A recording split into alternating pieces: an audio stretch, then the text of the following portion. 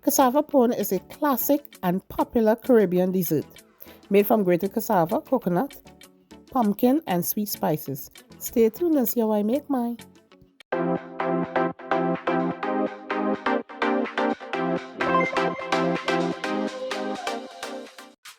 Hey everyone, so for my delicious cassava pone, I have all my ingredients here. I have nutmeg, I have some cinnamon, baking powder, pumpkin, coconut, cassava or yuca, and I'm just going to show you all the ingredients as I go along. So right now I'm just cutting the cassava or yuca as it's called here in the States, and I think in some other countries they call it yuca, but I grew up calling it cassava. So you see the middle of it is very nice and white, so we know that that's a good cassava, piece of cassava. If it's kind of dark on the inside, you don't want it to be like that. You want it to be white, lily white on the inside. So what I'm doing here, I'm just marking the skin, that outer layer of the cassava. I'm just marking it all around, and this is gonna make it very easy to peel the skin or peel off. So right now I'm just sliding the knife under the part that I marked, and this is gonna just release very easily. This is like the easiest way to peel this. So you see how easy that was. You're gonna finish off the other piece, and this is all the cassava I'm going to use for this recipe. So now I'm going to grate it on the finest side of my grater, and I'm showing you two methods today how you can do this. So grating it is how we did it growing up in the Caribbean. This is how we did it, and I know some people still do it like this, but the food processor is a lifesaver. So if you have a food processor, you can do it just the same, and it comes out the same and it tastes the same. If you have a food processor, don't go through all of this grating action here. You can just use your food processor, because right now I'm grating all of the cassava, I'm grating all of the coconut and the pumpkin. Everything is grated up here with this method.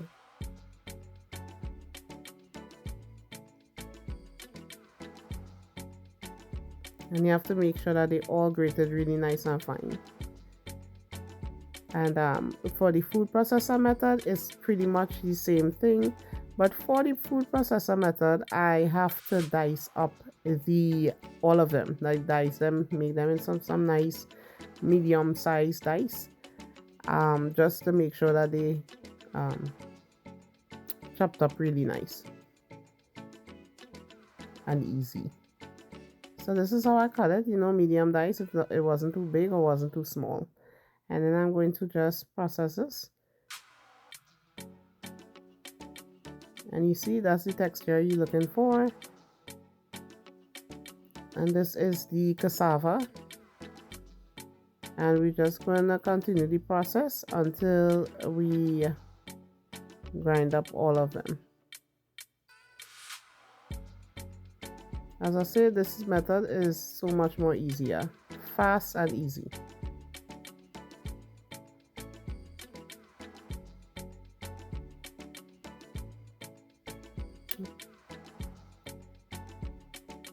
So we're going to get all our ingredients together. Right now I have the coconut and the cassava in the bowl, and now I'm adding in the pumpkin.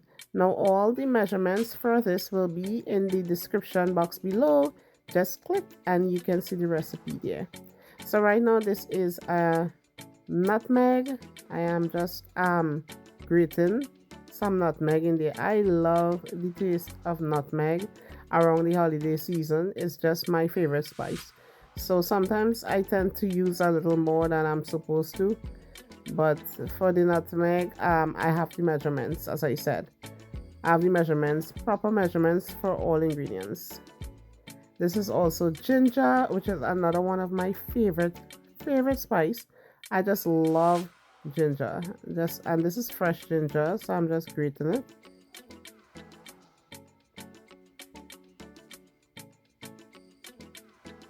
Ginger gives that nice warm taste. I just love ginger in everything. Now I have some cardamom, some ground cardamom. I'm putting in some brown sugar.